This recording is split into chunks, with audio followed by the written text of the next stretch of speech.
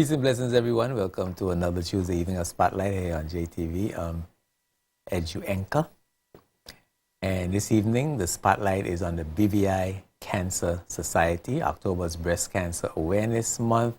And the BVI Cancer Society has a slew of activities planned to bring awareness and to raise money. So we're going to talk with breast cancer survivor, Acting President Ms. Gloria Foy, as well as Public Relations Officer Ms. Stacy Lloyd. And then right after that, we're going to have the National Health Insurance. You know, National Health Insurance is to health what Social Security is to retirement. So this is a very, very important topic we are going to discuss this evening. We hope you call us on the phone and ask your questions. I'm going to open the phones early so that you have a lot of questions, because I believe that you've heard a lot of information already and you're trying to now figure out some of the things, and you need explanations and you need to answer questions that weren't asked and information that wasn't given. So it's going to be an opportunity. With us going to be Deputy Director of Social Security, responsible for the National Health Insurance, Brother Roy Barry, as well as the Chief Medical Officer, Dr. Aaron Potter. So you make sure that you stay tuned, call your friends, call your peeps, tell them they could, if they don't have a television, they could, cable, they could stream live on jtvlivenet. But of course, first we go to Sean Rose. He's going to give us the big stories making news this week. Sean, what's up? Good evening, Adjuranka. Good evening, viewers. This week we have a sweet story. We're talking the BVI's annual Restaurant Week activities from November 22nd to December 1.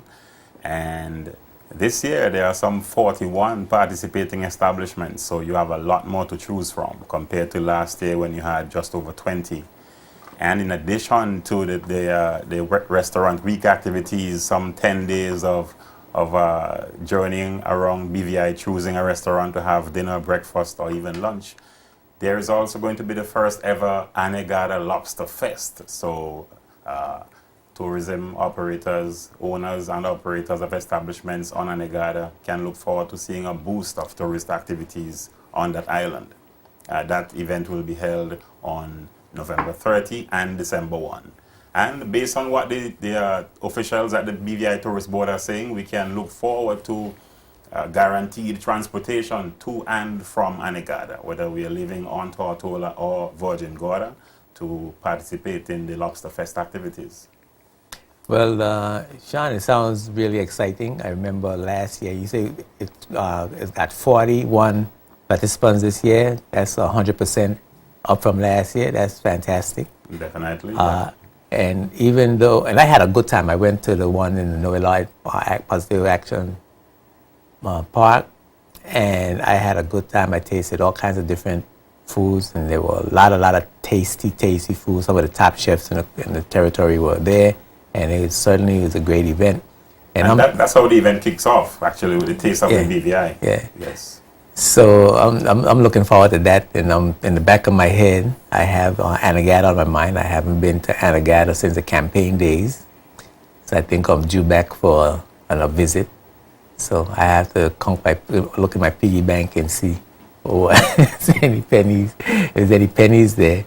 But certainly it sounds exciting, and it's certainly an innovation for Anegada that was a long time coming. So I'm really glad to hear that. I agree.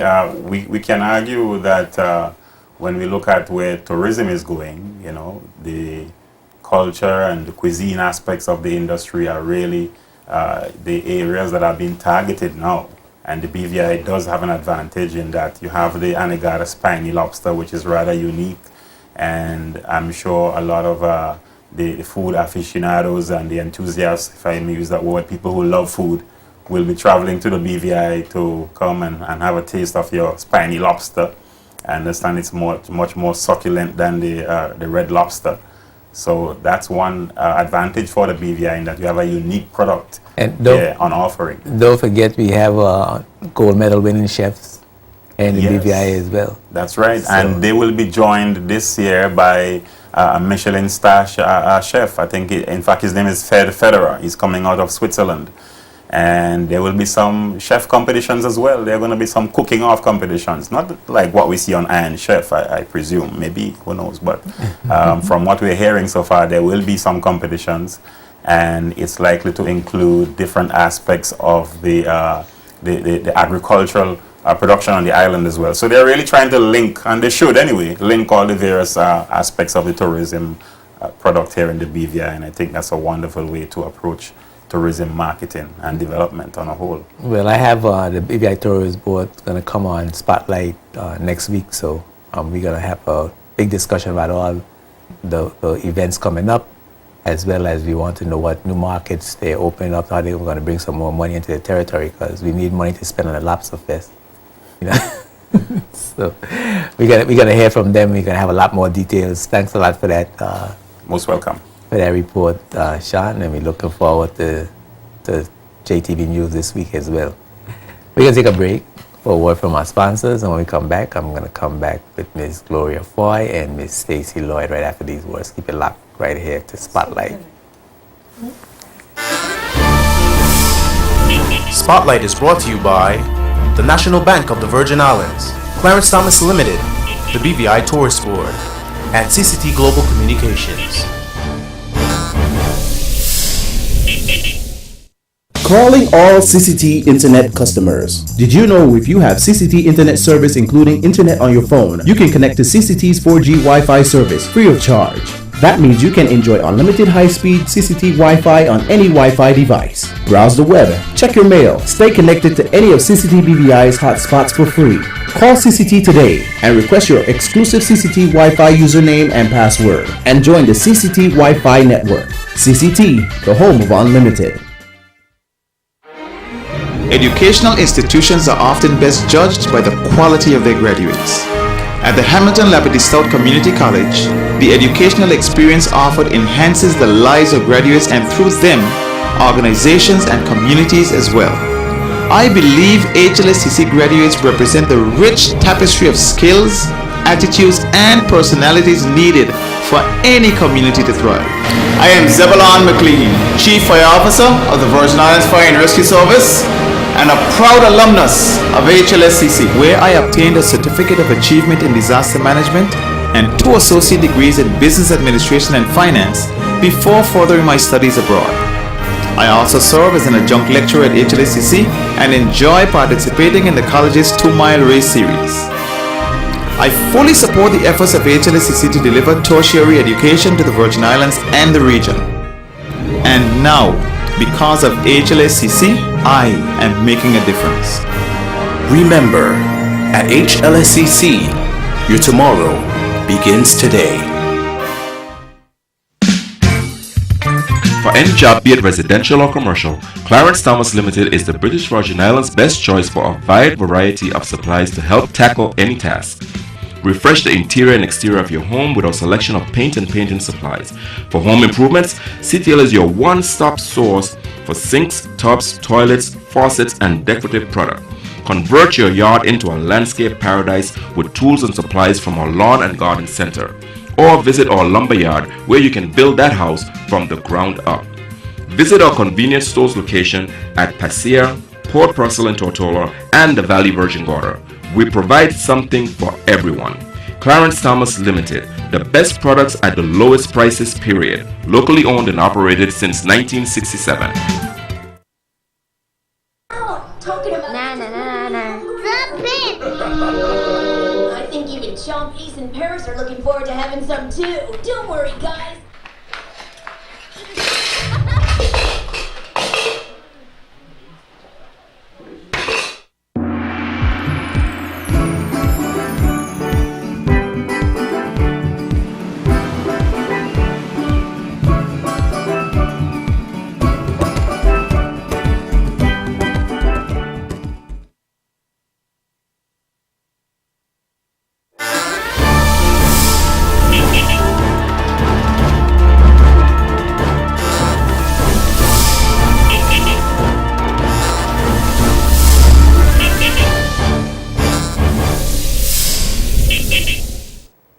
Welcome back to Spotlight. I want to welcome my guest, Gloria Foy. Good to see you. Thank you. Yes. Good to see you too. Yes, and Miss Stacy Lloyd. Good night. Good to see you. Welcome to Spotlight. And y'all are really doing a job for a worthy cause, and so I'm really happy to have you. Breast Cancer Awareness Month is coming up in October, and you have a lot planned for the month, and you're trying to raise some funds as well. Before we get into the activities that you have planned, just get a little background information.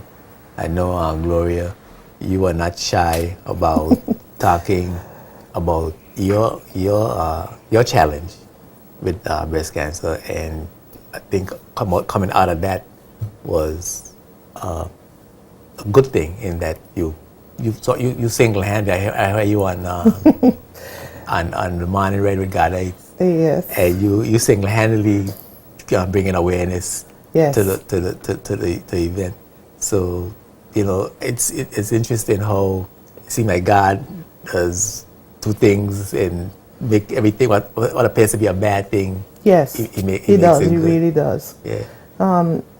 I am a cancer survivor, as you know, and I'm a cancer survivor for 3 years now. And that's very exciting news. Okay. Now, let's talk a little bit before we get into your story about the BVI Cancer Society. What is the role it plays in cancer generally and breast cancer in particular? Okay. My role is I'm the acting president of the BVI Cancer Society. The Cancer Society, we are mainly concentrating on bringing awareness. And basically that is early detection. Because, if your cancer is detected early, you have a greater chance of surviving a relatively long lifespan.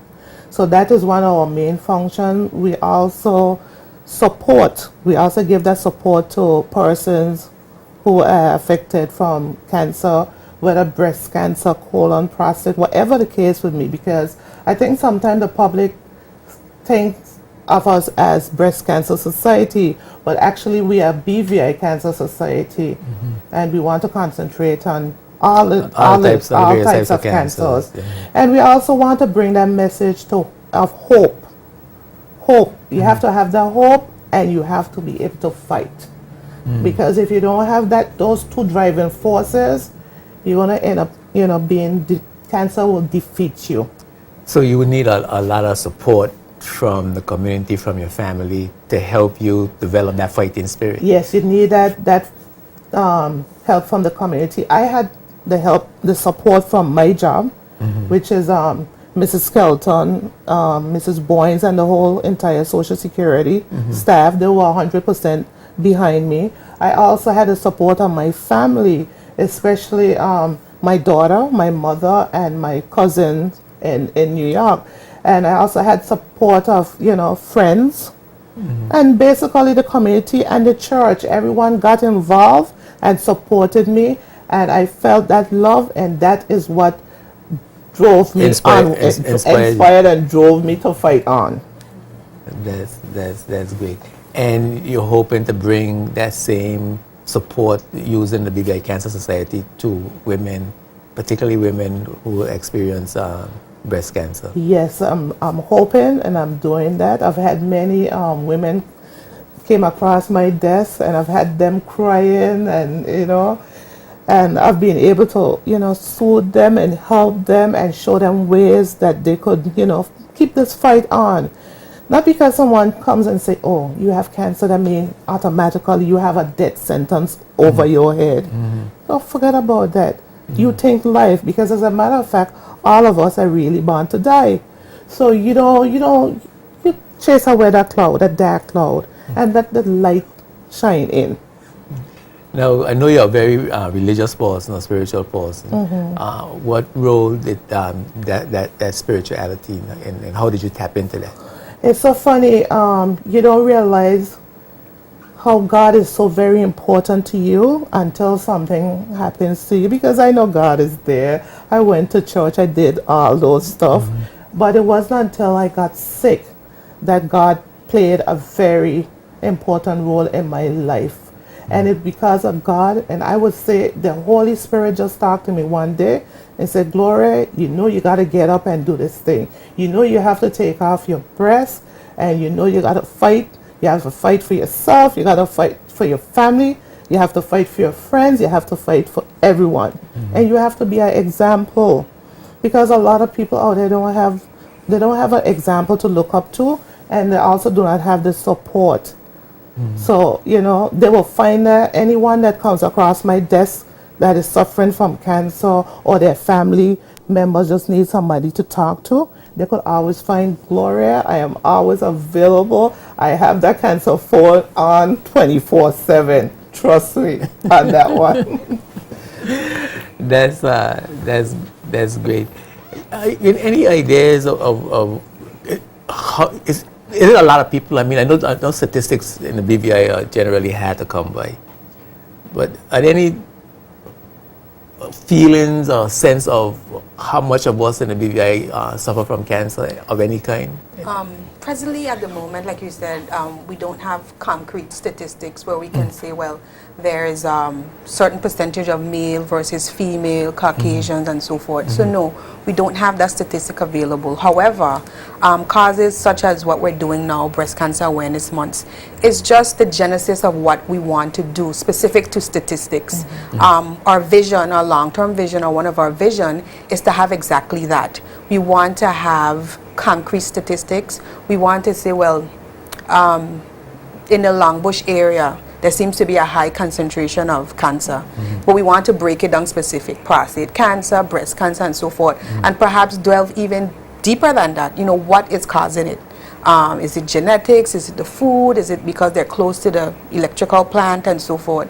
So right now, that's in the long-term works, but of course, like, you know, to do anything in our project, we need to have financial resource, because you have to have... Sorry? Yes. We need the money. Yeah, we need the money. You gotta call it. You gotta call it.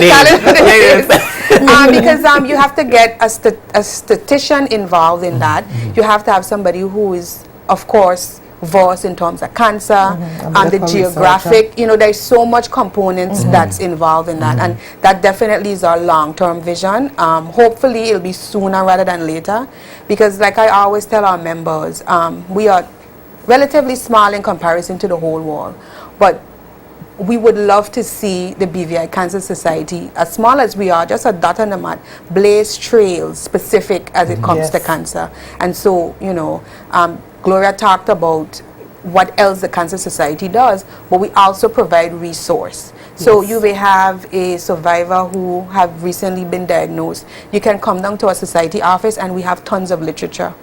We also have a network of other cancer associations, American Cancer Society, different associations, and we can network and we can help to bring that kind of information, you know, about kidney cancer, pancreas cancer, all this type of stuff.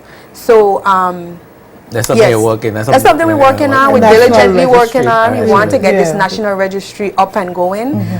So causes like this definitely brings the BVI Cancer Society to the forefront, and let persons in the British Virgin Islands know, hey, you know, we're here for the long run, and we really want to make a difference in our community. And may I add, we have an active Facebook page where we would post different cancers for different months and keep persons in the community aware of what's going on. Now, you said that you found out in the early stage. When you found out, what impact that had? What impact that had on you? How I found, there are many ways you could tell if you have breast cancer.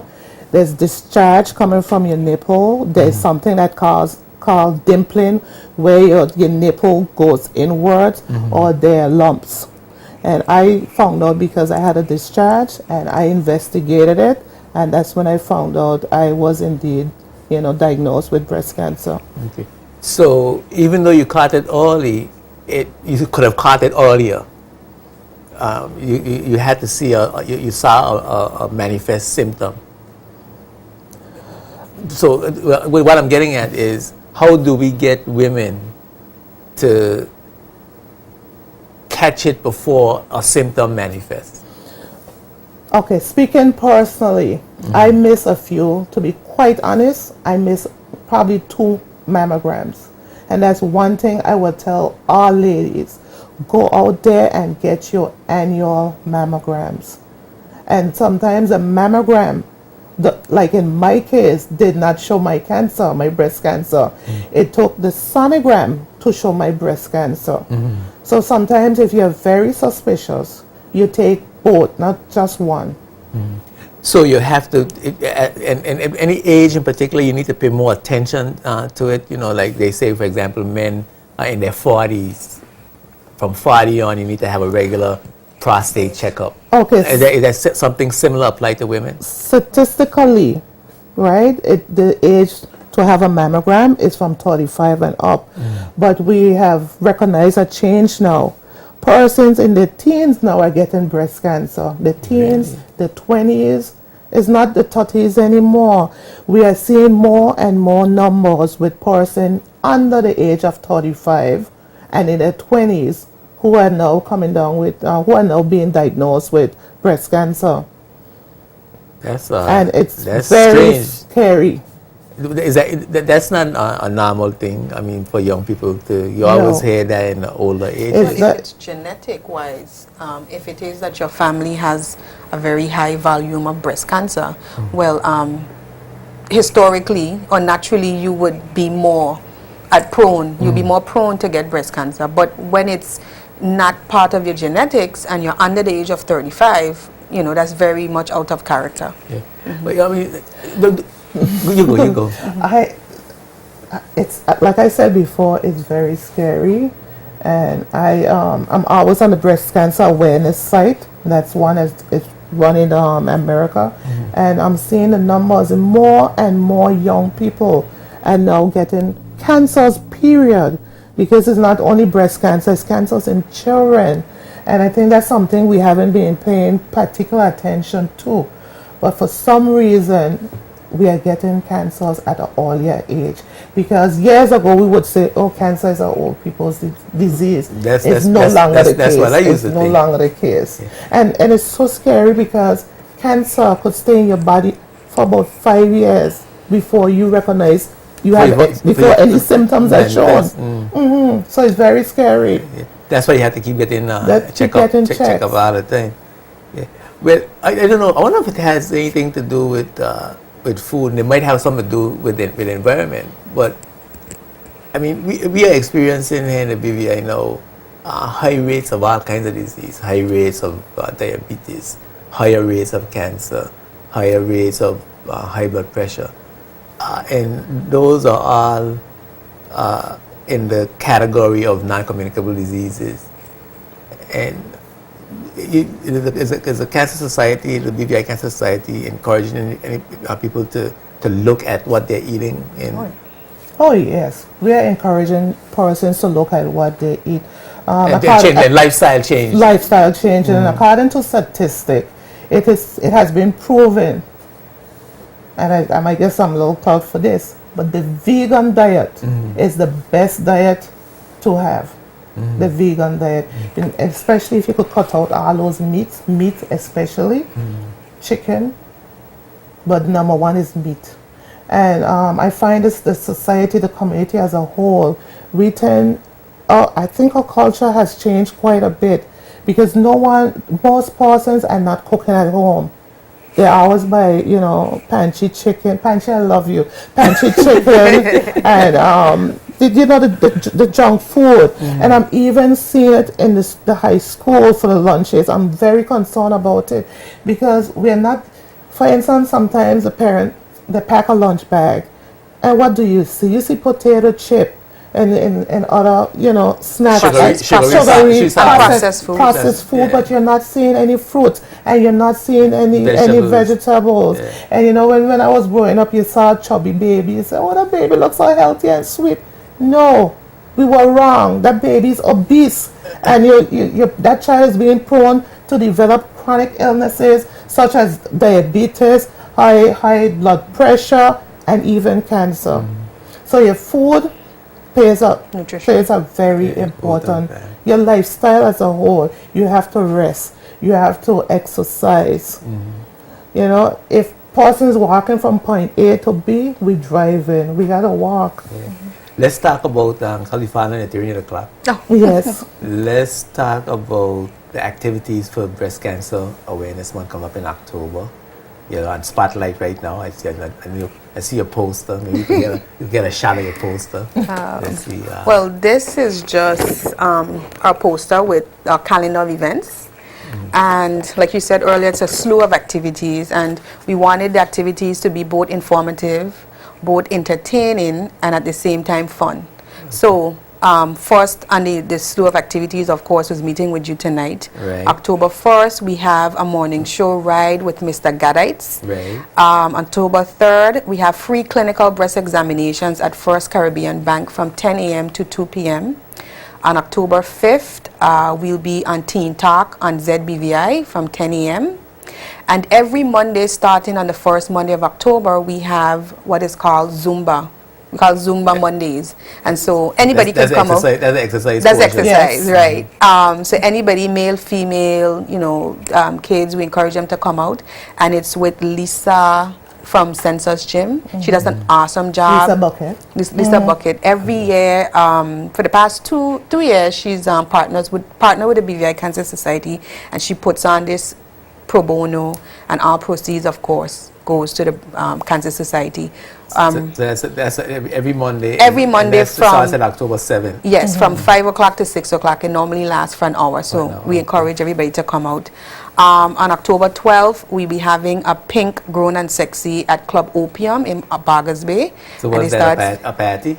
It's a celebration. We don't want to call it a party, but again, we want to celebrate life, and we want to celebrate those who have fought for us. And so this is our way of celebrating that. On October So 19th, are we going to be dancing? of course, dancing. We'll have all that. I love to dance. Good. So we expect to see you there. With DJ Butch. DJ Boys, Yeah. one of the best. Yes. On October 19th, of course, we don't want to keep our activities specific, just exclusively to Tortola. We'll be having an event at Rock Cafe in Virgin Gorda starting at 11 p.m. And on October 11th, of course, we continue with our free clinical breast examinations at the Social Security Board office from 10 a.m. to 2 p.m. And October 12th, we have another free clinical breast examination at Rotong Wholesale Passé from 10 a.m. to 2 p.m. Also at these free clinical breast examination, we'll be having a membership drive. So where anybody that's interested in becoming a member of the BVI Cancer Society, that's an opportunity to sign up. We also would have information available specific to breast cancer for that month, so all type of literatures, and we'll also have our merchandise on sale, selling t-shirts, pins. Where are your t-shirts? Our t-shirts are right here. This year we've decided to go with the team, and it's kind of popular right now, the Stay Calm team, and for us, we decided to do Keep Calm and Fight On. We have it in different colors. This just being the white on black. This is the pink on raspberry, and then we have the raspberry on black. And we also have it in black, but we don't have a sample copy here. But you don't have none for the men? Of course, Of we have for course. the men. There's different type of t-shirts, the baby tees, the three-quarter sleeve, spaghetti straps, and of course the regular t-shirts. And the tanks. And the tanks. So we've already started sending out our t-shirt order forms. Anybody that's interested, of course, can go directly to the society office and purchase the t-shirts. Where is the society office? It's right across, it's in the same building as the Diabetes Association, across from Dancia Penn's office. Okay. Right down by the hospital. That's Roger Downing. Roger Downey, Yes. you got it, Office, yeah. we got it. The shirt specifically, we encourage persons to wear it on the last Friday of the month, which is October 25th, and that's what we call Paint the Town Pink. So you'll see the, the regular pink ribbons around the poles, our posters. We'll be giving businesses balloons, and they will have it out at the establishment. And then we encourage all businesses, everybody, to wear pink on that day. Okay. On October 18th, we have the Umi Pink Friday Fashion Show, and that starts at 5:15. And of course, we have to have a worship. And that's in front of Yes. Yes. Omi, right? In front of Omi. On October 19th, we have a worship service at the Carrot Bay Seventh-day Adventist Church at 10 a.m. We encourage persons to come out. on October 20th, and bear with me, I know we have a lot of activities, but we definitely want the public to know and come out and support us. Our cancer vigil at the government complex. We've been doing this for the past couple of years, and the whole idea is to honor past persons who've passed on, who've succumbed from cancer, persons that are living and fighting with cancer. And at that activity, we have different speakers that will come out and speak about cancer and survivors. And we lit candles, and you know, we those persons who have passed on and who have fight for us. That's our way of honoring them and showing our respect for the survivors, and of course the families as well. October 25th, another free clinical breast examination at Lyme from 10 a.m. to 2 p.m. We encourage women as well as men to come out and do the free clinical breast examination. We'll also have prosthesis on display to raise awareness, so we can show you how to actually detect, how to do your own clinical examination at home. So men and women, because men do get breast cancer. And October 25th, Paint the Town Pink. We're having a happy hour style at Blue Lounge with VI Showtime band at 5 p.m. And our last activity, So having fun, we're having fun. We're having fun at the same time. You know, we're educating the public about breast cancer. those are fundraisers. Those are all fundraisers, and also to raise awareness. So at every event, we'll have literature available talking about breast cancer. You'll be able to network with persons who have actually living with the disease or who have actually survived. So you have an opportunity to really talk with persons. We want to make it intimate. And our last activity is our walk run for a cure on October 26th, and it starts at Nanny Key and end at Noel Lloyd Park. That's for $10, and for that $10 you get a registration bag, which consists of a t-shirt, water bottle, and other goodies. And we also want to do a prize giving ceremony as well, and as well as an award ceremony. We want to recognize persons who have been very instrumental in this whole fight, and not only in the fight, but in the BVI Cancer Society, who has been active. So we want to pay homage to them at the walk run, at the end of the walk run. Okay. And because you had a lot of events, and I'm sure it's going to be difficult for you to remember all the events. So persons that want to participate need to have a place where they can come and a place where they can call. So they could come down to the BVI Cancer Society's office, which is down by Roger Downing office. Right. That's right. And they can call where? 499. They can call 499-0022. They can also email us at bvicancersociety@gmail.com. And lastly, you can visit our Facebook page. Yes. It's Virgin Islands Cancer Society. We provide up-to-date information. Of course, you can send questions via inbox, and all of our list of activities is there. So we encourage persons to also visit our Facebook page. Okay. And thank all your sponsors. You got some people that sponsor. Oh, definitely. Top of the list, Lime. We really want to thank you. Barefoot Wine, and of course, Rotong Wholesale, who has been very instrumental. All of our sponsors every year diligently support us with this cause, and we want to really tell you thank you, and we appreciate you in our fight against cancer. That's great. But I want to thank you. I want to. you got, okay, give you the last No, word. we have some other sponsors as well. I'm going to try to remember most of them. We have VI Showtime, and I'm so pleased this year because it's the first year a band has actually became involved and wanted to partner with the BVI Cancer Society. That's great. We have C&D Supermarket, we have Bella Bloom, we have Social Security Board. The list just goes on and on. We have some awesome sponsors and supporters, and we forgot to mention Anigata. We are also going to Anigata. We have a young group that got in contact with us, and we're trying to go there on I think it's the 18th, The 18th of October. The 18th of October. And we will also like to do something for Virgin Gata as well. So you got your hands full. Yes, because the name speaks about it. We are British Virgin Islands Cancer Society. So you gotta go. You So gotta cover the territory. We have to touch the whole territory. Okay.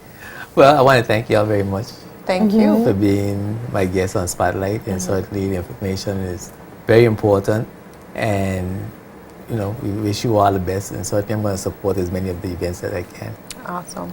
I have a little trinket for you. Tough guys wear Pink. pink. That's true. Yes. But thank you very much. You're welcome very much. Okay. Yes.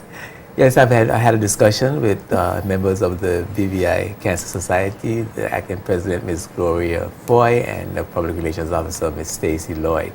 We're going to take a break for a word from our sponsors. When we come back, we're going to have with us the Deputy Director of Social Security, responsible for NHI, Mr. Roy Barry. And we're going to have the Chief Medical Officer in the Ministry of Health and Social Development, Dr. Ira Potter, to talk about national health insurance. Don't go away, we'll be right back. Spotlight is brought to you by the National Bank of the Virgin Islands, Clarence Thomas Limited, the BVI Tourist Board, and CCT Global Communications.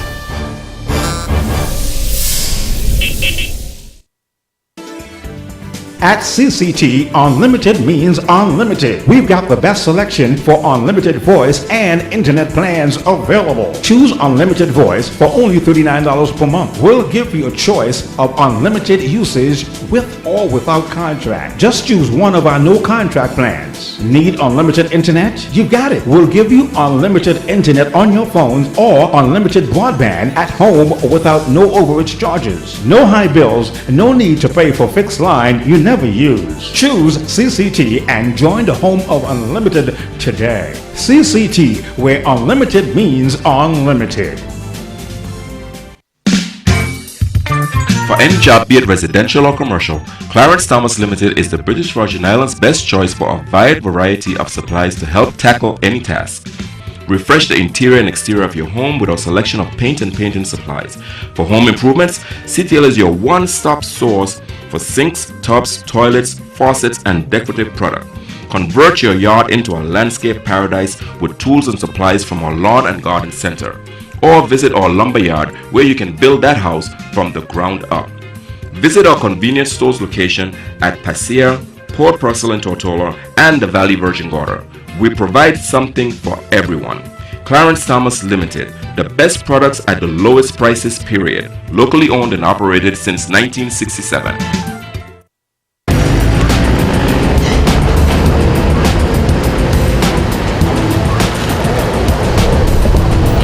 Boy, what good? Yeah, man, everything good? Yeah, man, look, come get a bus wash after them. Boy, I can't wash long today, man. I'm hustling. It's 2 weeks now. I'm sick, but then I'm paying my social security. If I want paying that, is that what help me with the bills? So I hope you paying yours. Man, I got lead up for big time taxi, man. Like, I got all the cruise ship and tourists and them.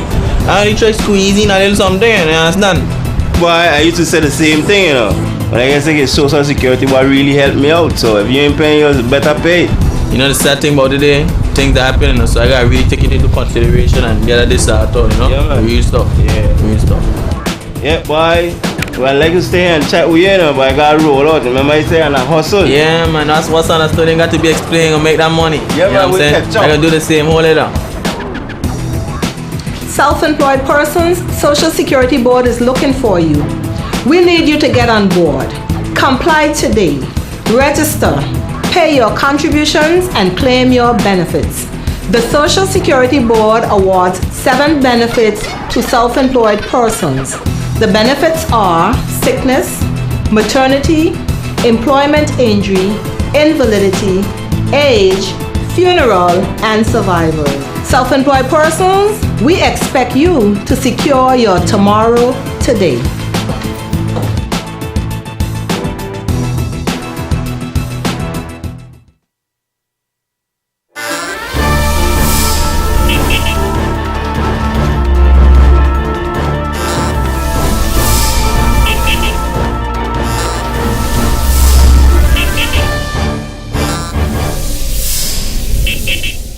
Welcome back to Spotlight. I'm Jtvlivenet, and I'm here with Deputy Director of Social Security, responsible for national health insurance, Brother Roy Barry, and Chief Medical Officer in the Ministry of Health and Social Development, Dr. Ira Potter. Brothers, welcome to Spotlight.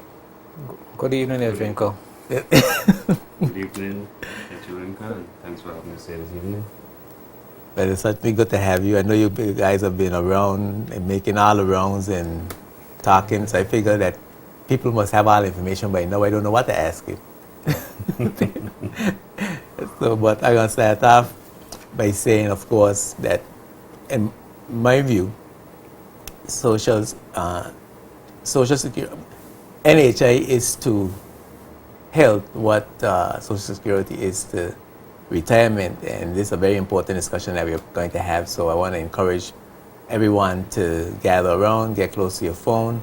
The number's going to come up on the screen because I'm going to open up the phones early because I figured that a lot of information went out and you might have questions that I might not ask or not know to ask or overlook. So I want to give you the most of the opportunity to get your questions answered. So the phone number is going to come up on the screen any moment. Why is the need for national insurance at this particular point? Well, the cost of healthcare continues to increase rapidly, and persons in the BVI, as record shows, we have about 65% of the population without health insurance.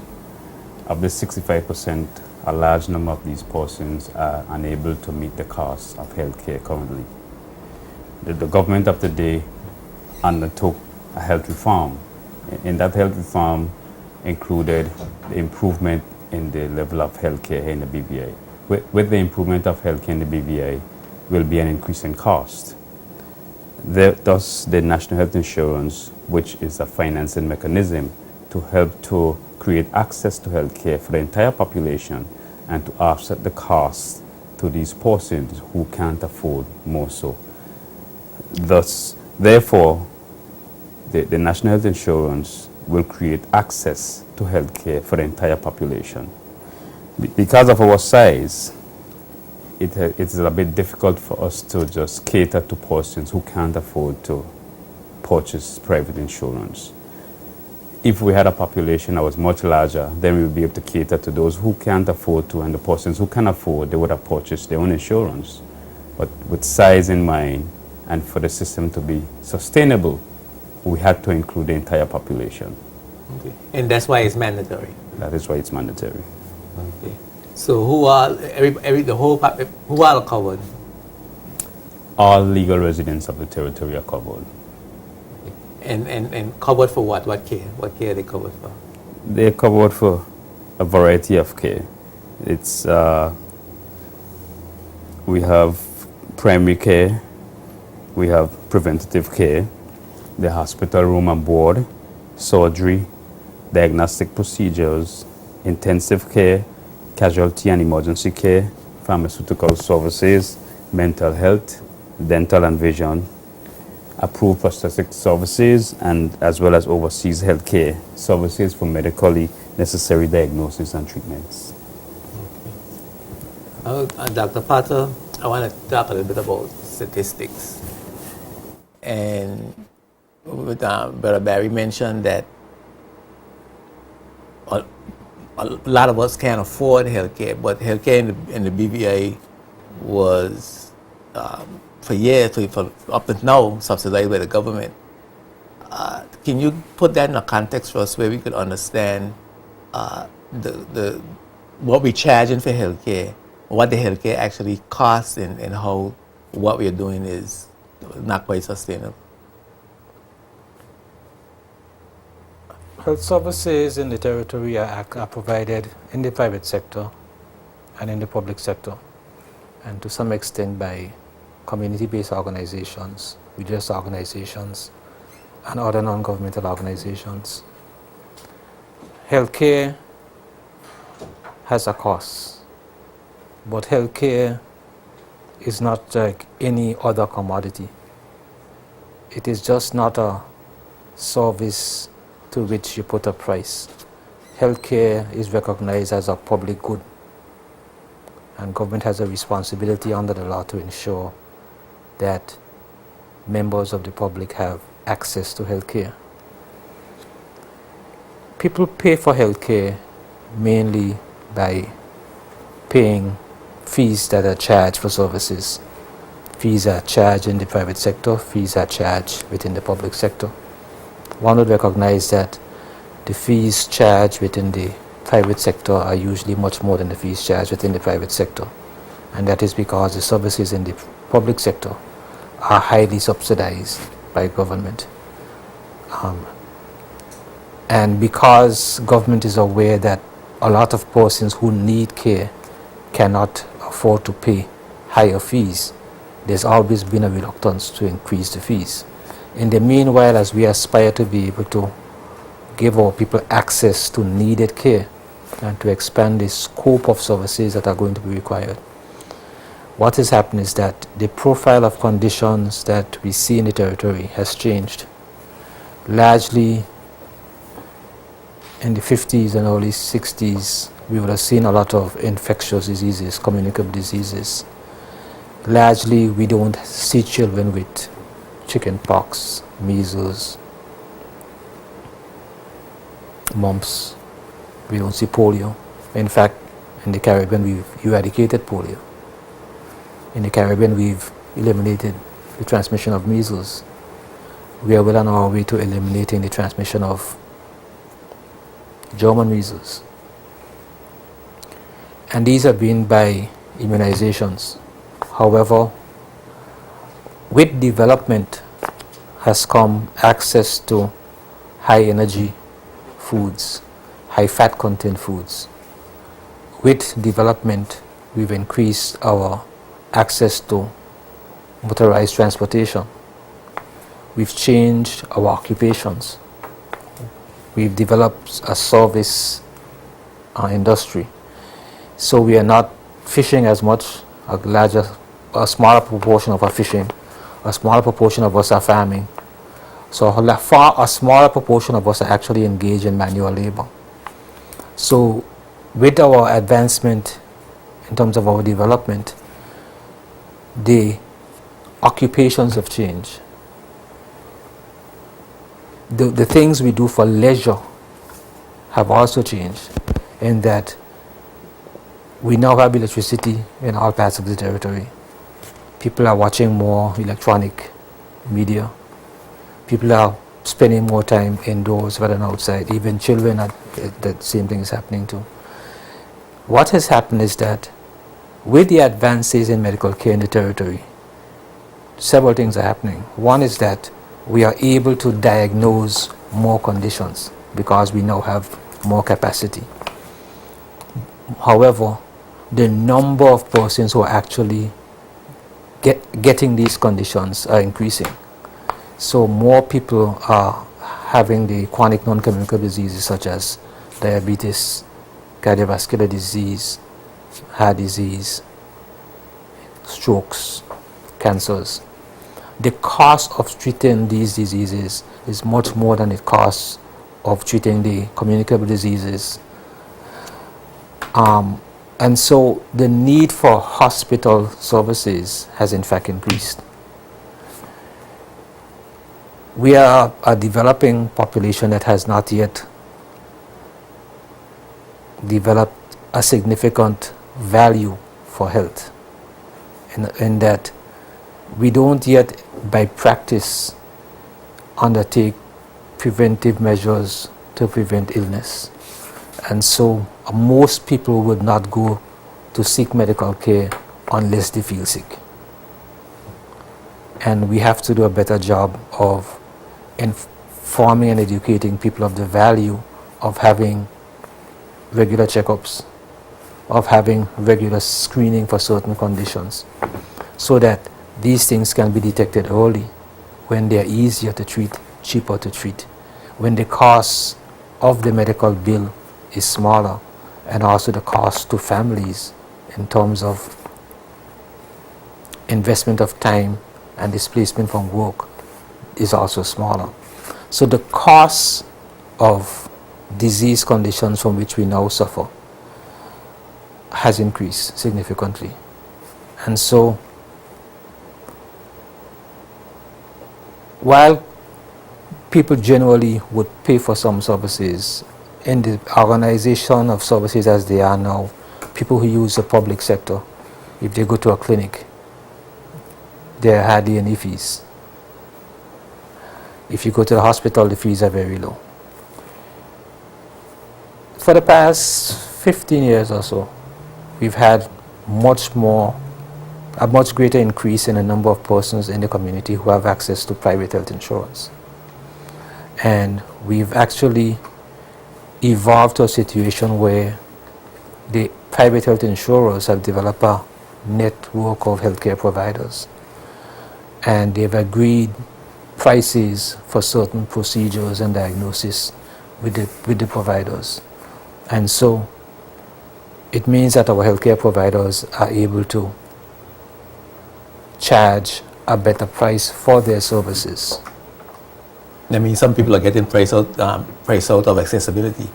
Well, some people cannot access some services because they can't afford. And for persons who generally can't afford something, they tend to delay having it. And usually when you delay seeking care, the condition gets worse. It becomes more costly to take care of. So we've had a growing private healthcare industry. However, until now, only about 35% of the population have private healthcare insurance, and the vast majority of those persons are really part of group health programs by which their employers help to sponsor the coverage. So for the mass of the population, they don't have the security of health insurance. The goal of the national health policy really is to try to improve the quality of life and the standard of living of the people of the Virgin Islands. In order to achieve this, we must ensure that people have access to needed health care. We must ensure that people have access to promotive health services, to preventive health services, to curative health services, to rehabilitative health services. Because when people don't have insurance to help to pay for their care, what happens is that very often the family has to spend all their savings to take care of ill loved ones. This results in financial hardship for some persons, and some persons in fact stand the risk of becoming bankrupt because of the sickness.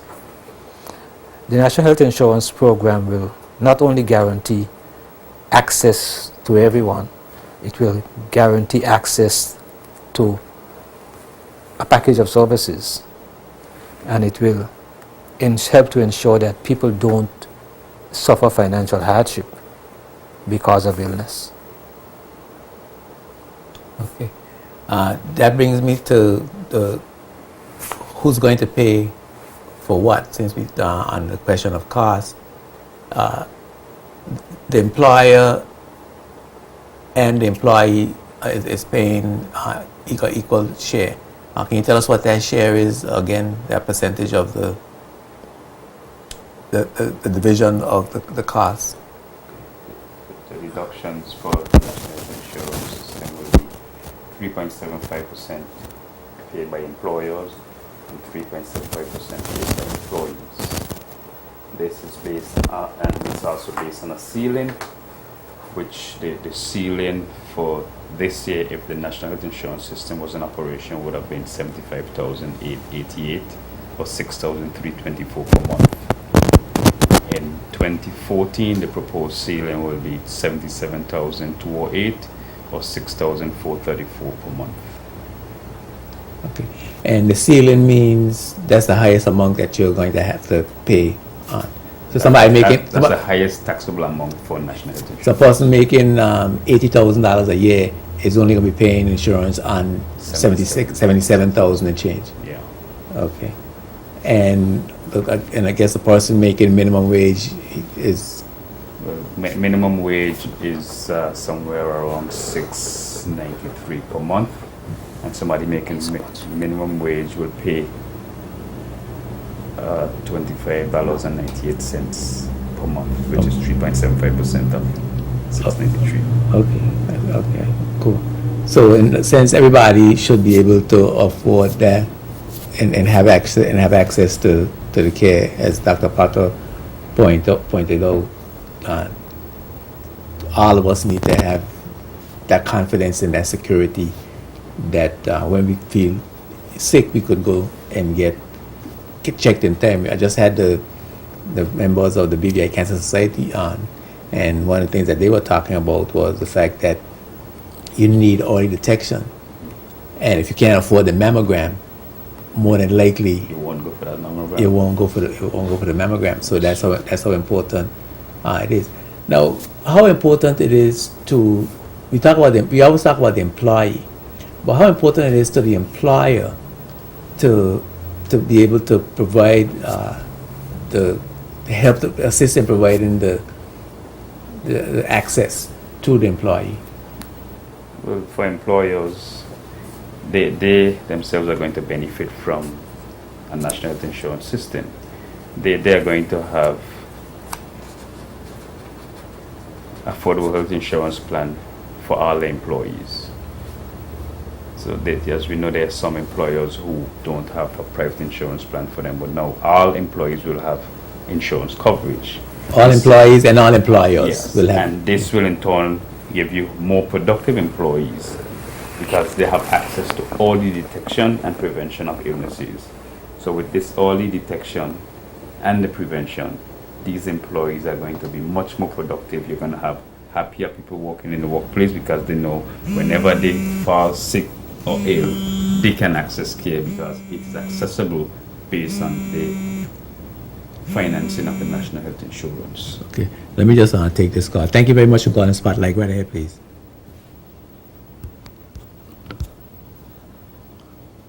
Let me see.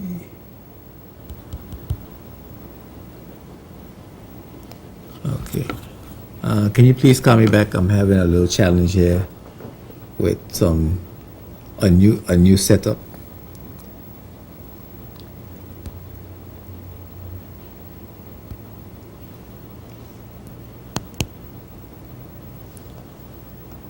Okay.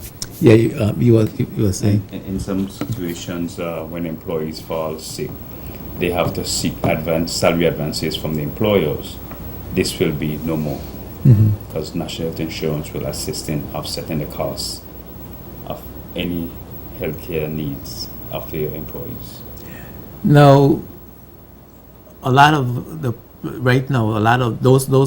35 to 40% that Dr. Patel was talking about that have insurance, employer subsidized insurance. Why should they, subscribe to the national health insurance? What is the benefit to them? And how important it is for them to subscribe to the national health insurance? I deem it extremely important because you said the insurance they have is subsidized by the employers, and there's no guarantee you'll be employed by a specific employer for your lifespan. So what if you're unemployed maybe a year down the road? Automatically the insurance that you have with the employer ceases. That ceases no longer. With national health insurance, if you become unemployed, you're covered for up to 1 month of unemployment, and after that month, if it's deemed that you are unable to contribute on your behalf, government contributes for you, because the means testing mechanism will be completed to ensure that persons can or can't afford to contribute for themselves, and in the event that you can't, government contributes for you. But in the private insurance industry with your employer subsidizing your insurance, when you become unemployed, you no longer have health insurance, and the burden becomes yours. Any care you access, it has to be paid for out of pocket. Okay, we gotta take a break forward from our sponsors. We're gonna come back with a discussion on NHI. Keep it locked right at the Spotlight. Don't forget to call me. I'm getting things sorted out during the break. We'll be right back. Spotlight is brought to you by Tortola Concrete Limited, Clarence Thomas Limited, and Jtvlivenet Stout Community College. Serving the community for over 25 years, Tortola Concrete Limited is the leading producer of concrete products in the BVI. With grades of 3,000 to 5,000 PSI, Tortola Concrete ready mix quality unmatched in the industry, and we can mix to your specifications. Our aggregates are clean through our unique washing process for our smooth, clean mix. And our special chilling process makes our concrete crack resistant. Tortola Concrete Limited is the concrete company for all your quality concrete products.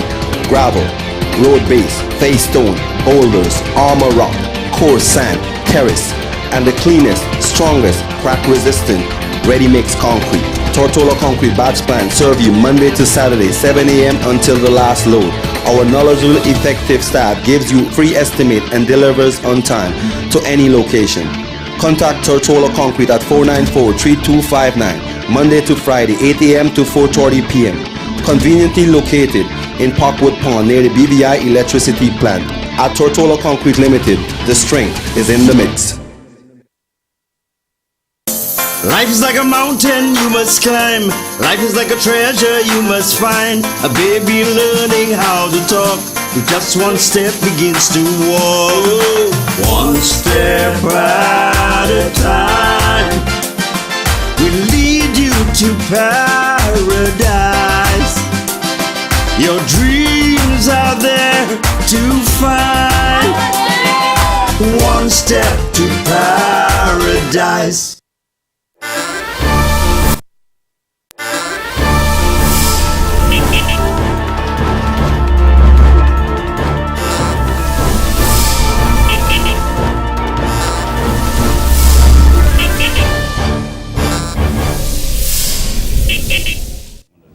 Welcome back to Spotlight. I'm Jtvlivenet. I'm here with Dr. Aret Pata, Chief Medical Officer, and Brother Roy Barry, Deputy Director of Social Security, responsible for the National Health Insurance. So we're talking about National Health Insurance.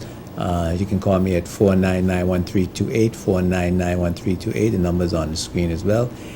And we'd be happy to take your calls. I think I have it sorted out. Yes. The quality, a lot of persons who have private health insurance, and I think the general population is concerned about the quality of healthcare in the territory. How is the quality of healthcare improving? Has it improved? What is going to be done to improve it? Dr. Pata, you want to take that? One of the interesting things about healthcare is that it's an industry where the consumer knows very little about the technical aspects of the trade. Mm-hmm. And very often the dissatisfaction of consumers have very little to do with the technical aspects of the trade. Mm-hmm. Sometimes there are issues with the technical aspects of the trade and the industry. However, I also am always interested to get feedback from the public, because generally when things go right, as they most times do, you never hear. When things go wrong, you always tend to hear. And so in the main, I believe that the quality of healthcare in the territory is as good as healthcare anywhere else. We have well-qualified physicians, we have well-qualified nurses, we have well-qualified health practitioners in general. There are many reasons when sometimes things do go different than they ought to go. One of the things there are several things that happens to try to ensure that the quality of healthcare is good. One, there is a process for ensuring that the practitioners are suitably qualified to practice in the areas of care that they offer services. There's also a process for registration of health facilities. We are currently revising the legislation for registration and licensing of health care facilities, so that they will come into place a process of inspection of facilities to ensure that the services being offered, that the conditions for those services to be offered effectively and efficiently are in place, to ensure that the providers who are available at the various facilities, public and private, do have the knowledge and skills for the services which the facilities offer. There are also, within the public healthcare system, a process moving towards accreditation of the health services. The Ministry of Health is improving its capacity to set standards for healthcare delivery in the territory, in the public sector and in the private sector. And in order to do this, we are instituting clinical care guidelines for various conditions. One of the things that is happening both in the public and private sector currently is that the recording of health transactions is becoming electronic.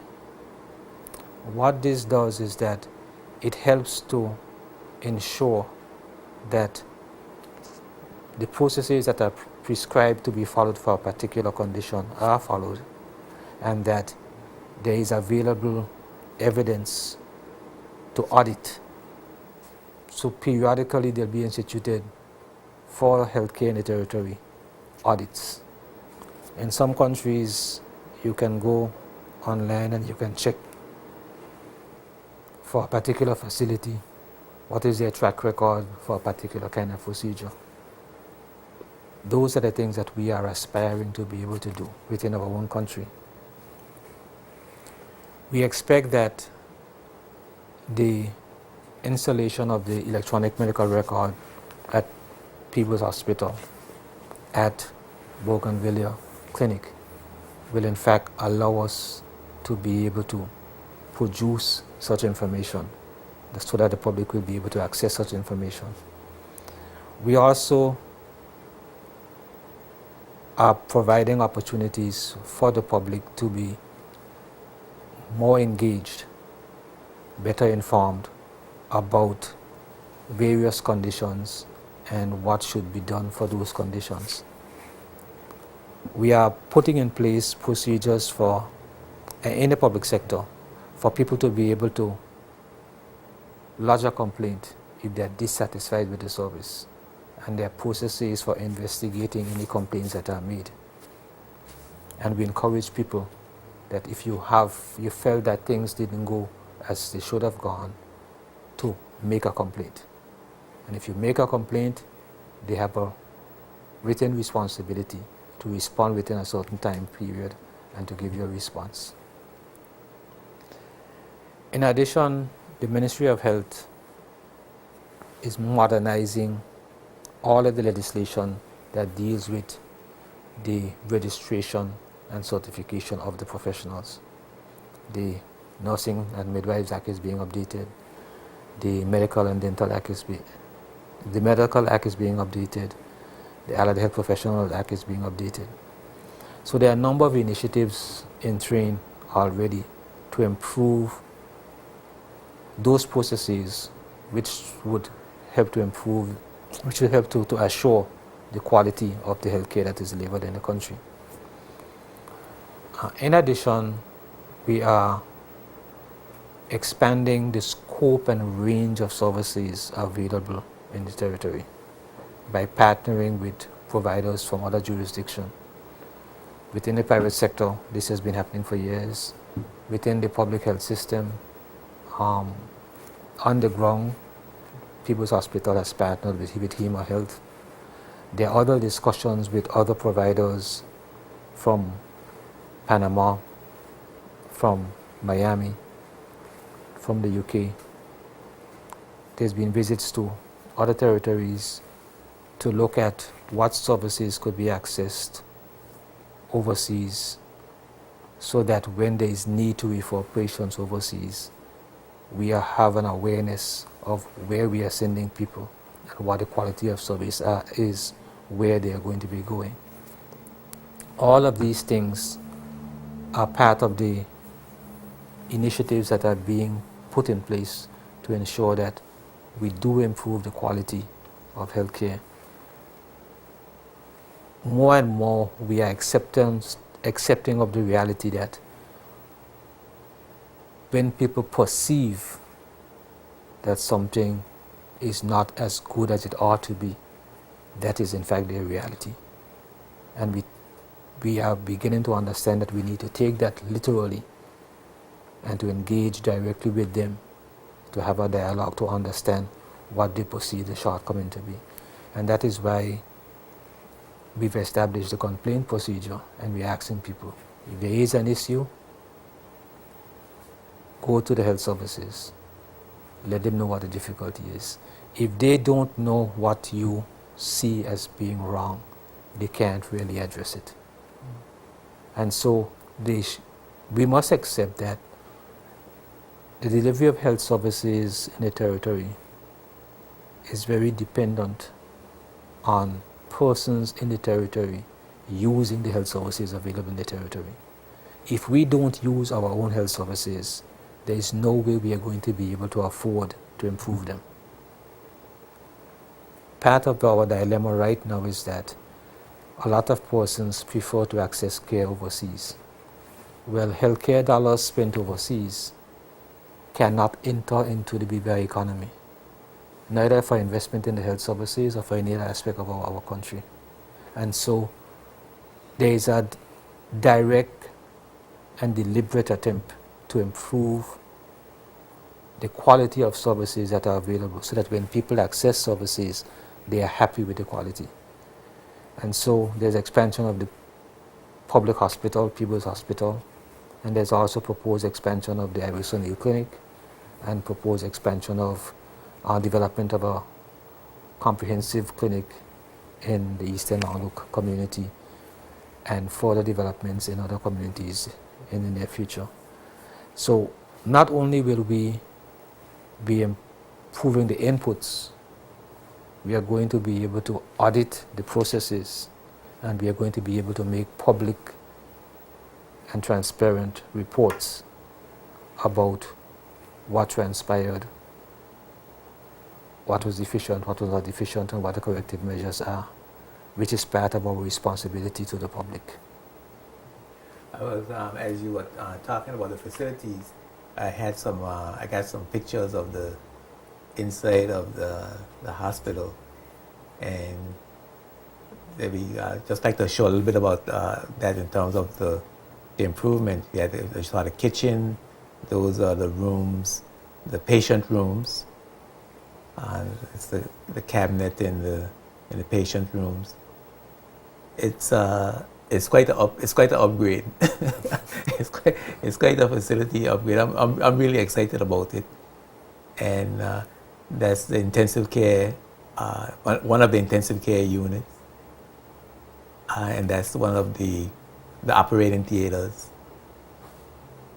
and the nursery for newborns. There's a nursery for newborns there, another angle. And I'm just excited about all the electronic equipment and the state-of-the-art look of the New People's Hospital is really exciting. So there's a lot going on in terms of building capacity, building quality, and locally, and that's important because in order for us to improve, we need to spend that money here so we can have it to invest in healthcare. A lot of persons want to know about their out-of-pocket expenses, about deductibles. Usually you have insurance, you need to have a deductible. If you're going overseas, you have the access, how you get, people want to go overseas to get healthcare. How do they do that on the NHI? All these questions keep popping up in the minds of persons. Is your NHI going to be accepted internationally? Address some of those issues first. National Health Insurance will have a network locally as well as one overseas. In the local network, we will have agreed prices that we'll pay for specified services offered here. In situations where facilities probably might charge more than what we have agreed to pay, it will be advised that the provider will inform the general public of the variation in fees, and the patient will then knowingly agree to pay the difference. But I'll go to a provider that's accepting your fee schedule. Yeah. And what happens in a situation where you access care and we have a specified ceiling in terms of fee schedule, there will be a co-payment. And the co-payment rates at the community clinic is 0%. At the hospital, it is 5%. And the private providers in network, 10%. And out of network, 20%. Okay. Overseas, we intend to have providers in various jurisdictions also. Scott. Thank you for calling Spotlight. Right ahead, please. Hello, good night. I would like to find out. Yes, hello, good night. Good night, yes, go right ahead. Yes, I'd like to find out if you're a retired person, how do you get in the scheme? Yeah, if you have to make payments or something like that to get in the scheme. Okay, thank you very much for the call. Just listen. Okay. Okay. Retired persons will be required to register with the system. If the retiree's only income is a pension, then government contributes on behalf of that individual. So he doesn't have to pay? No, the government contributes on their behalf. In the event that that retiree has rental income or investment income, then that individual will be required to contribute. Based on that income? Yes, and they will contribute 7.5% of whatever income is declared monthly. Yeah, that's really good. I was saying earlier before the call, we intend to have providers in our network overseas also. And if you access care overseas, the provider in network is 20% co-payment and out of network 40%. Okay, so let's make that simpler. If you go to the clinics here, don't care what the bill is, you don't have to pay National Health anything. Insurance pays the total bill. If you go to the hospital, if the bill is $100, you pay $5. That's correct. Right? If you go to a private provider who's a part of the NHA, if your bill is $100, you pay $10. And if you go to a provider where that is not accepting NHA, is not part of the network, if your bill is $100, you pay $20. Yes. Okay. Now, how do you access the overseas care in the event that we don't have that care here? How does that process work? We encourage each registrant to have a primary care physician in the BVI. When you access care in the network.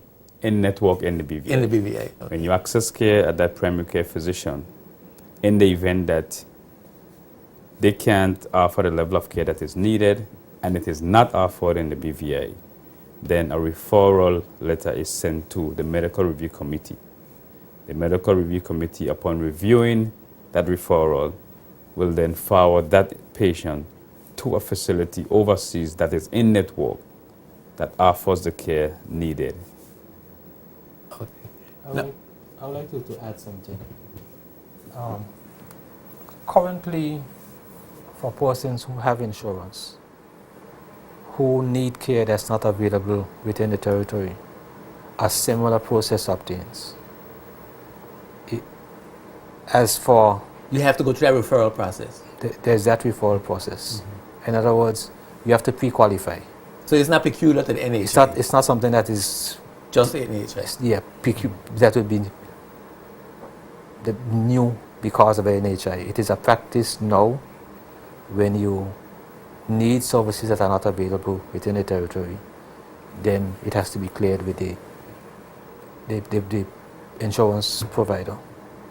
So similarly, that is what would happen with NHI. Persons are concerned that in the case of emergency, because the same way that we handle emergencies now, the same will handle emergencies under NHI. So the review committee is not something that is going to, I got to set up a meeting tomorrow. It's not the tribunal that's going to be setting up a meeting. It's not going to be full of bureaucracy. They're going to make decisions immediately based on the needs. Okay. And now when you go away and you get caught violent and something happens to you, and you might be in a location where there is no NHI network provider. Is your CAD valueless at that? Is your NHI valueless at that point? No. In case of an emergency, and you're traveling overseas, we will cover the cost incurred when you access care. There will be a number on the CAD that will have to be accessed when there's an emergency situation, and we will have a 24-hour call center. Once that number is accessed, we will then make contact with the facility that you have access care to ensure that you get the best care necessary. And we will inform this provider of the financing mechanism that we have in the BVI and let them know that the financing is going to be taken care of by the National Health Insurance. The other question of persons who have, persons are concerned about it, when they go abroad and they're accessing care out of network, from providers out of network, they have a 40% co-payment. You talk about voluntary access or voluntary access, not emergency access. Voluntary access is I think it's a 40% payment. It's 40%. It's a 5% payment. Okay. So for example, if you went to get an operation for fibroids in Puerto Rico, and it costs, I don't know what fibroids cost, Dr. Potter, $7,000, $10,000. I have no idea. Here sister somebody on the video saying house costs $10,000. Sister Smith on the radio saying house costs $10,000.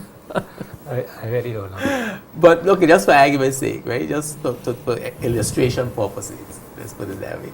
So if somebody went in, they had an operation that cost $10,000, they would then have to pay $4,000 of the operation if they access care outside the network.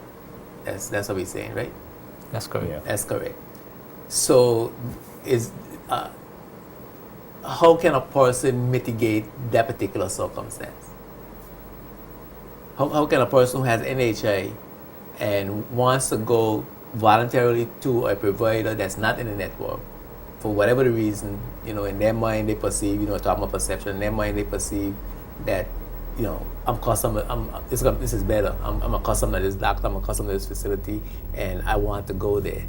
How they have a mandatory NHI, what can they do to help defer that cost of the 40% co-payment, which would be in that illustration about $4,000 out of the $10,000?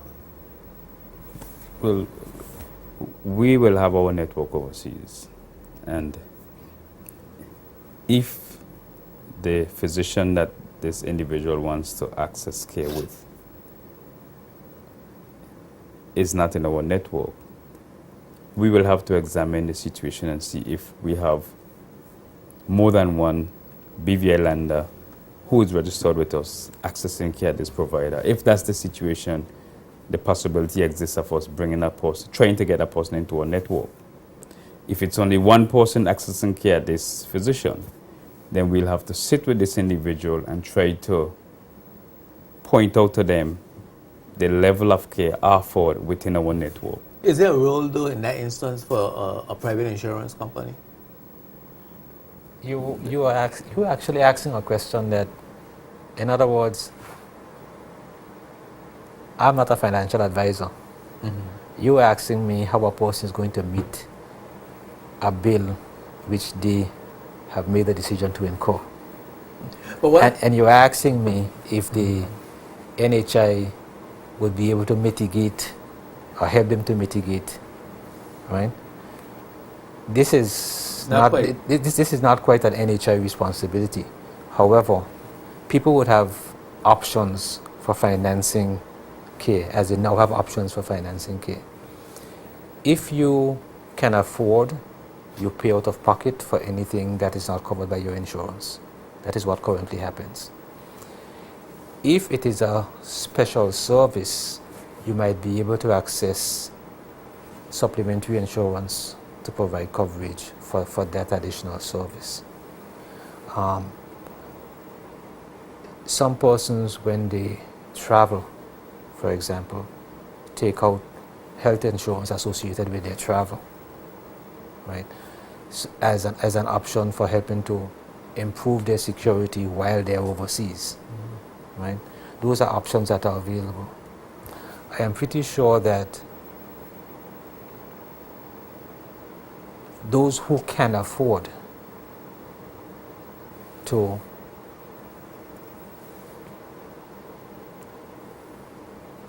engage in accessing their choice would make determinations about which one of those options they are likely to bring into play to deal with the particular situation. But when you talk about supplementing the NHI, in other words, is that an instance where a supplementary insurance would work, where you could say, well, you know, I have NHI, but I want to go to this physician or this institution periodically, and at my leisure, and I will take my NHI card, and they'll pay the $6,000, and I'll take my other private insurance card and get the co-payment paid through that. Well, I'm pretty sure if there is a significant need demonstrated, that the persons who are in the insurance business would create those kind of packages. Would create a package to take care of the opportunity that presents. So it is likely that those kinds of scenarios will develop, where people would buy accessory packages to deal with special circumstances. Because we talk about supplementary private insurance, and I'm wondering if that would be an example of. Well, it really depends on whether or not the people who are in the industry and in that business elect and have interest in providing those kinds of services. Yeah, if persons in the population. And if people are demanding and requesting, and demand that, then I'm sure people will. The insurance companies will then provide something. Will create a package. Okay. Now, finally, before I enter in a clap. Are you able to tell us now what would be the next steps? We are in public consultation. You've been on radio and television for the last month or more. And what would be the next steps before NHI is implemented? Because as you heard Sister Smith say, she wants to know when this thing coming on stream because she got to pay for her fibroids. Well, the most important step will be the enactment of the legislation. Until that is done, we can't move much further. So once that is enacted, then we can move hastily towards implementation. So the next step is to bring legislation to the House of Assembly, yes, and have a debate and go and then have that pass, and then while that is being finalized, we are having discussions with providers and with private insurance providers locally and providers overseas. Mr. Barry can speak to the details of the kinds of discussions that are being had. I think that involves their services, their fees, those kinds of things. So you're creating a network all the time. Yes, we are. And we're making provisions to procure the reinsurance for the National Health Insurance Program, the software and the package, necessary software, IT software. For the information system. So those things are being worked on as we speak. So reinsurance is a term that I'm not too familiar with. That is a backup insurance company? Well, it's an underwriter for the insurance company and on the insurance program. So, okay, to make sure that we always have money there for those who are concerned that the government is going to spend the money on something else. No.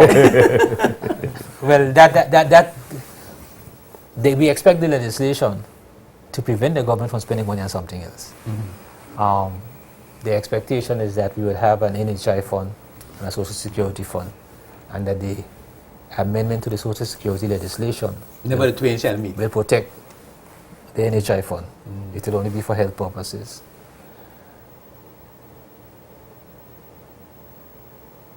Oh, okay. I hadn't realized it.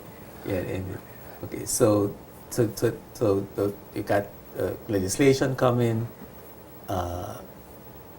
computer software. Yeah. You're building a network for local and overseas providers, mm-hmm. And as soon as those things are in place, then we can expect that we'll have national health insurance. Now, the final question. You talk about promotion of wellness maintenance. One of the things, one of the questions that some persons have, and I'm one of those persons that have that question, is at the rate we are getting sick. Right now we're at 47% of the population with one of the chronic diseases. And at our current rate of illness, it may pose some challenges for our financing. And a strategy that has developed in the Ministry of Health is wellness promotion. How does that fit into the national health insurance? One of the unique features of the National Health Insurance Program is that it provides resources by law to help to finance health promoting activities. There will be a special fund set up within the National Health Insurance Program to support health promoting activities by community groups, where they can access resources for activities that are demonstrated to promote health. Okay. Well, I think we've answered most of the questions that I've gotten along the way from persons. I want to thank you, Mr. Barry, Deputy Director of Social Security responsible for National Health Insurance, for taking the time out to come to Spotlight. Thank you. And you, Dr. Potter, Chief Medical Officer in the Ministry of Health and Social Development. Thank you for taking the time out. I know you guys are tired, you're busy. Thank you for having us. I appreciate you coming by the Spotlight to answer some of the questions that have been thrown at me. Well, please, during the course of the we're happy to say to the public that they can call the NHI office, mm-hmm. They can come into the office, or they can meet us anywhere and ask, and we'll be willing to help to inform and educate, because we believe that good health requires access to good health care, and that good health care is necessary for good health. And if we have good health, we'll be able to contribute meaningfully to the upkeep and continued development of our territory. It means that we believe that people who don't now have to worry about how their health care will be paid for will be a happier and more productive people. Well, thank you, and let that be the last one. If you want to have the last one, Mr. Larry. The numbers at the National Health Insurance: 494-3418, extension 401, 402, and 403. Say that again. 3418, extensions 401, 402, and 403. You can call us anytime from 8:30 to 4:30. Okay, thank you again for being my guest. Spotlight is seen here on JTV Channel 55 Tuesdays at 8 p.m. and rebroadcast Sundays at 2:30 p.m. You can also catch us on jtvlive.net. Any spotlight you missed, any part of it that you missed, anyone you want to see again, jtvlive.net have a tag says spotlight. You can click on it and you can go directly to the show. Next week, members of the Tourist Board, the BVI Tourist Board, will be here to talk about their upcoming culinary events in November and share a little about their ongoing attempts to bring some more money into the territory by opening up new markets. Thank you for watching. Thank you for your words of encouragement, your suggestions, and your criticisms. Continue to email me at jtvspotlight@yahoo.com. I'm Edgerenka, reminding you that when the spotlight is on, you see the facts. Peace and blessings. Spotlight is brought to you by Tortola Concrete Limited, Clarence Thomas Limited, and Jtvlivenet Stout Community College. What are you doing with your life? What are you doing with your life? Hanging out on the corner where there is no future. What are you doing with your life? Tell me, what are you doing with your life? What are you doing with your life? That's what you should do with your life.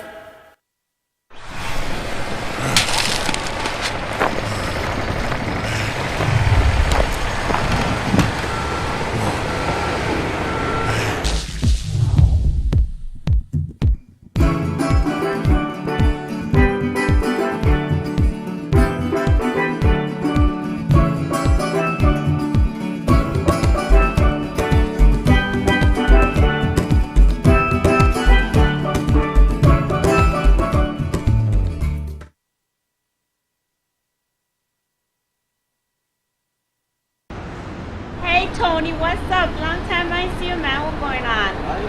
Yeah? You are looking fine. Come, cuz. Body man, I gotta walk here, I gotta walk. What's on from here? You cool out. I make you where you from. You can't be for the team, but you gotta move.